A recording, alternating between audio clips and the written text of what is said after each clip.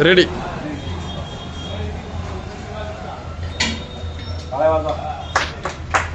हार्दिक अभिनंदन.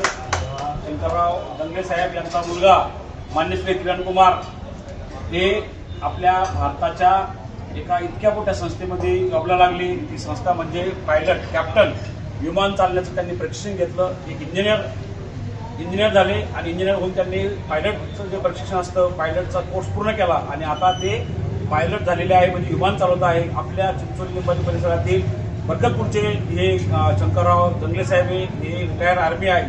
यांनी देशाची सेवा केली.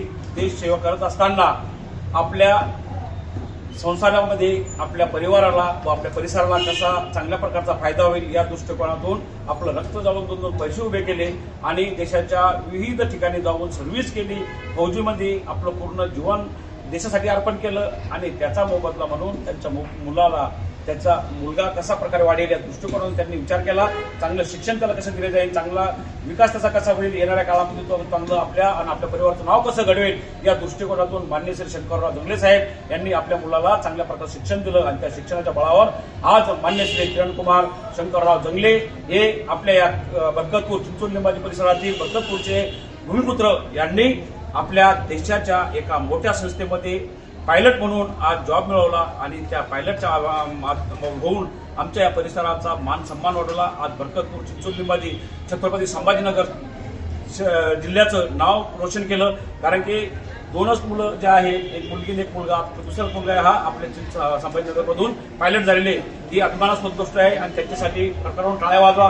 अशा टाळ्या वाजल्या पाहिजेत की आज आमचे हे भूमिपुत्र बरकतपूरचे भूमिपुत्र यांनी एवढं मोठं नाव रोशन केलं. मी या परिसरातील नागरिकांना विनंती करतो, आपण सुद्धा खूप चांगले हुशार आहात, चांगले तज्ज्ञ आहात, आपल्याजवळ 2 पैसा आहे, चांगल्या काम करण्याची चांगली क्षमता आहे आणि कमवण्याची साधनं आहे. आपण सुद्धा आपल्या मुलाबाळांना चांगल्या प्रकारे शिक्षण कसं दिलं जाईल, त्यांना या देशाच्या मोठ्या पदावर कसं घेऊन जाता येईल. या देशानं तुम्हाला मोठ्या प्रमाणामध्ये संधी दिलेली आहे.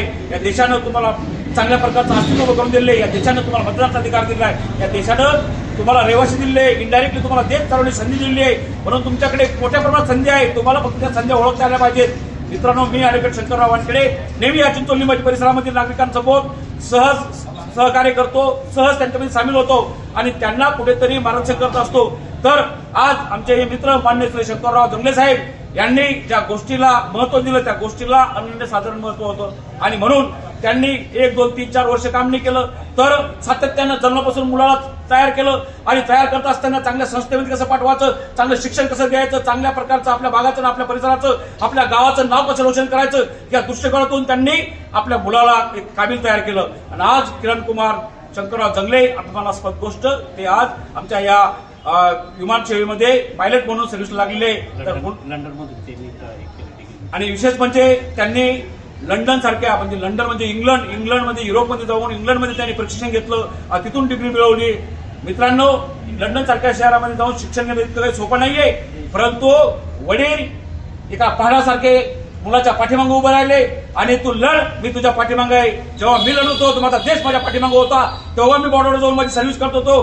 त्यातून मला 2 पैसे भेटले. त्या 2 पैसे आधारे मी तुला शिक्षण दिलेलं आहे. त्या शिक्षणाच्या बळावर तू जा 7 समुद्र पार आणि लंडनमध्ये जाऊन तू चांगलं प्रशिक्षित हो आणि या देशाचं नाव रोशन कर. कारण की पायलट म्हणलं तर देश विदेश आंतरराष्ट्रीय लेवलवर त्यांना काम करावं लागतं आणि त्यासाठी चांगल्या प्रकारचा अभ्यास, चांगल्या प्रकारचं शिक्षण महत्वाचं असतं. म्हणून शिक्षणाला खूप महत्व आहे. लंडनवाले घेत होते त्याला, पण त्यांनी लाखात आणि भारतात विशेष म्हणजे ज्या ठिकाणी तो प्रशिक्षित झाला त्याच ठिकाणी त्यांना जॉब भेटत होता, परंतु त्यांनी सांगितलं नाही, मी माझ्या या भारत देशाचा स्वाभिमान आहे